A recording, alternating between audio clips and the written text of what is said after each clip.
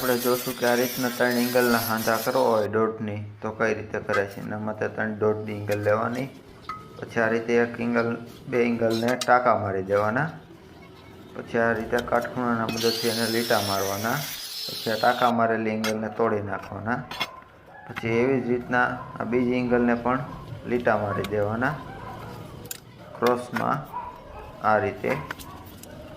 ચાલો લીટા લાગી ગયા પછી એને ગ્રાઇન્ડરના મદદથી આ રીતે કટિંગ કરી નાખવાનું. કટિંગ થાય ત્યાં સુધીમાં મિત્રો વિડીયોને એક લાઇક કરી નાખજો અને ચેનલમાં પહેલી વાર આવ્યા હોય તો ચેનલને સબસ્ક્રાઈબ પણ કરી નાખજો.